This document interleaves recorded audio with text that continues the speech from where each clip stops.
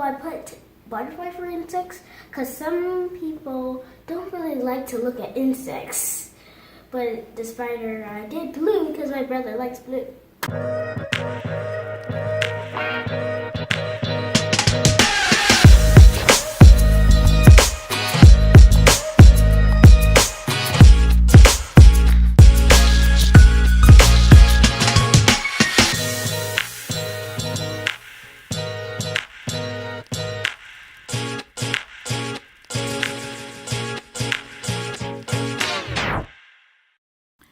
We have been back from the trip. It's like a Thursday. I know. Why is it every time you go on a vacation, it's like torture? Like you need a vacation to recoup from the vacation? That's how craziness. But anyway, I have got to show you guys, like, Romy had a project due about wood frogs, and he had the option of doing like a PowerPoint presentation. Now, mind you, he's in the 3rd grade. I was like, how do you know how to do a PowerPoint? He's like, oh, they showed us in class, and I wasn't expecting much, but I'm impressed with his little PowerPoint presentation to be in the 3rd grade, okay? And then he had to write a little report to go with it. So he's going to present it to the class. So he's like the expert on wood frogs now. So aside from that, so one morning I'm sitting on the couch while the kids are like getting ready for school. And I look up and what do I see? A water ring on my ceiling. So I'm instantly thinking about the layout of my house. That means there's a leak in the master shower. So, of course, which I had to call the insurance people, and you know, get somebody to come out, and they're actually coming out today. So hopefully that won't do too much damage. It's like always like that when you, like for us, like when we went to Antigua, we actually have a video on our trip to Antigua, which was amazing at Galley Bay, and I'll link those in the post, well, in the comment section below. But we came back from Antigua, and as soon as I walked in my house, I'm like, our refrigerator had went out while we were gone, right? So I feel like every time we go on vacation, we come home, something that costs money comes up. I'm like, we should not be going on vacations anymore. But really what made me come over here, like I was like doing laundry, like you probably can see some chaos back there, trying to get this room in order. But I was thinking about something that Deacon told me yesterday. Like Deacon is the youngest, he's in 2nd grade. And he was telling me how his spot on the carpet got moved yesterday. And I'm like, why did she move your spot? And he said, for another little boy to sit up closer to her. And I'm like, oh, okay. And he was like, yeah, so now I sit way in the back. And I'm like, well, I asked him, how did he feel about sitting in the back? And he said that he understood why, because she trusts him and that he behaves, so he doesn't need to sit up close. And I'm proud of him for not like taking it personal and like understanding what she was doing. But then the mama in me is like, "Argh." I know it's not necessarily a bad thing. I know every action has a reaction. Like, okay, she has to deal with this child who misbehaves, so let's put a child who's not misbehaving in the back and da da da. But it just feels like all the time that's my kid. Like it's almost like he's being, to me, being punished for being well behaved or being pushed aside for being well behaved. Because I've had these experiences ever since the oldest, Romy, started kindergarten. It would be like the teachers weren't even aware of him because he's not a problem kid, or because they're not problem children. They don't even really know them. So every time when I go to like parent teachers conferences, the first one, when I walk in and they're like, oh, they're great, they don't give us any problems, and you know, everything's great. I'll look at them and I'll be like, so tell me, what do you like about Deacon? Or tell me, what do you like about Romy? And it always takes them back. They always have to pause and think about my child. Like, I get it. I'm very thankful that my children do not misbehave in school and aren't causing the teachers problems. But don't forget about them. You know what I mean? Like, there has to be some kind of balance. It's great that they don't call you problems, but still try to invest in them. Like, get to know them. And it's like, by the time I come back for the second conference or the third conference, or when I come into the class or whatever, now they're giving me more examples on their own of like how Romy shows great leadership, because he's a quiet but strong leader. Like, he's just that kid. And like how Deacon is very like helpful and kind. Like, if anyone is hurt, he's going to go to them. Or if anyone needs help, he's going to assist them. But if you're not paying attention, you don't notice that about my children. So, anyway, so I was just in my feelings about that a little bit. So I just wanted to talk to you guys.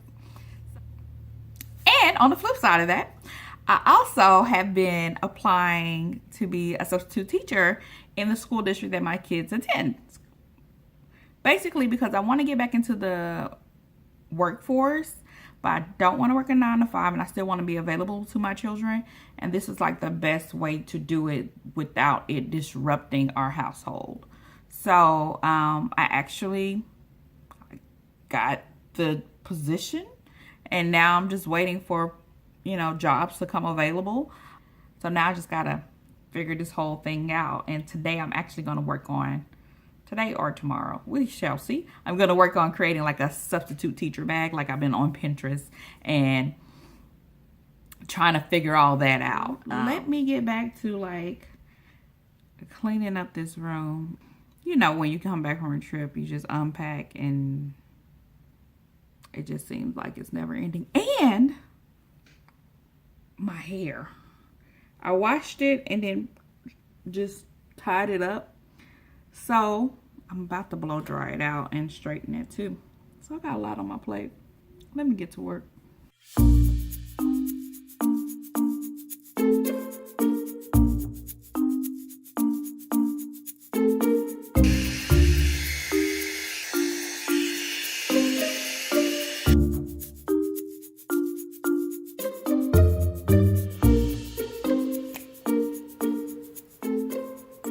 I just got back from going to the store to get the stuff I was telling you guys about for substitute teaching.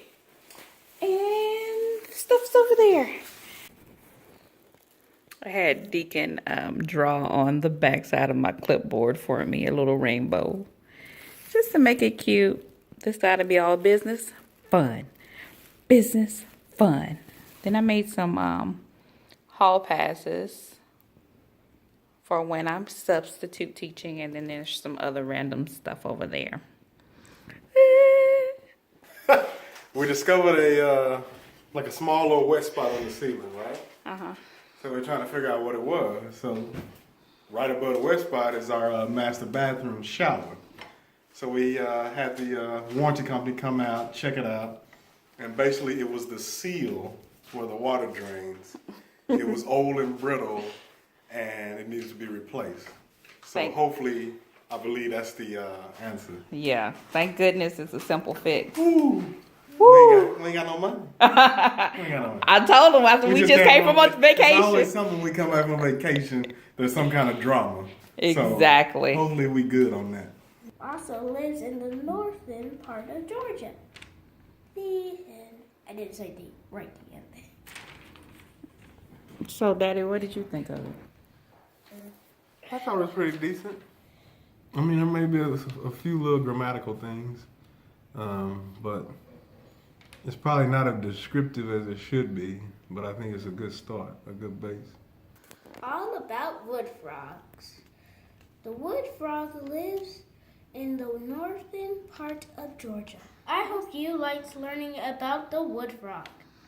Good job, Bobo. All about wood frogs. Where do the wood frog lives in the northern part of Georgia? Most of them live in Alaska. They also live in the northern part of the USA. You can find them in a forest. If you find a small brown frog with a dark eye mask in the woods, it is a wood frog. Female wood frogs are larger than male wood frogs. The wood frogs are part of a small group of animals that can freeze, but they can come back alive. They are hibernating. Only 2/3 of their body water turns to ice.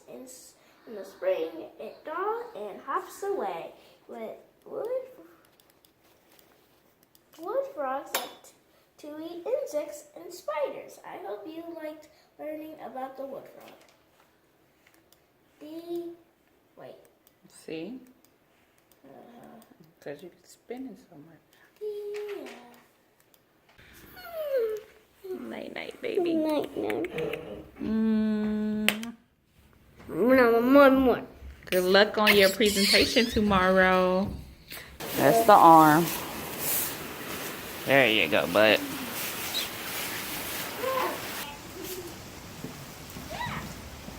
Y'all match. So cute. What are you doing, D-Dig? Trying to get a shark tooth. Trying to get the shark tooth. You're doing what's called excavation. Excavation. Yes, mommy got these at Target for $1. What? I know, right? That's so cheap. I know. You should pay me back my $1. What? Oh, not so cheap now that you got to give it back to me. What? Almost anti-messy. I am anti-messy. I don't know why I bought y'all an excavation kit. Yes. Because you're a nice person. Oh, thank you, Bobo. You're welcome. Oh, sweet, sweet sugar. Yeah, I might be working on this all weekend. What? You gotta take your time. Excavators take their time because you gotta make sure you don't mess up the shark tooth. Or the dino's skull. So you're going to Sutton's house for a sleepover. Yay! Get your bags. Let's go. Get out. Get out. We went to the pool and the slide was closed because of the weather, and the water was freezing. We were outside on the porch of their backyard, and then it just rained. It poured. We came to eat a cupcake. A cupcake out in the garage. Chocolate cupcake with some sprinkles. Our movie was over. We went to bed. Then we woke up. While we were making the fort, my mom came. So y'all just got home from your sleepover and you're back to excavating? Mm-hmm. Y'all been missing y'all little dinosaurs? Y'all fossils? You can tell me about your sleepover. So awesome! So I'm out with my friend, Brandy, and her daughter. We are shopping for her birthday party stuff. Having lots of fun. Okay, so we've been working on this list. We're finally at labels. Our last thing's here in Michael's. Yay. We already tired. No, we're not. Oh, that's a video. I'm so used to video. Okay. So after our trip, our cruise with the family, this whole week has been like a really chill week. As you can tell by the vlog, it's very laid back and easy. So we're ending this week's vlog with a little date night at home. We got some wine and some homemade pizzas that we made on tortillas. This goofball back here. And we just want to say thank you for watching our vlog. And if you like our content, make sure to comment, like, and subscribe. Make it a great one. He's a clown.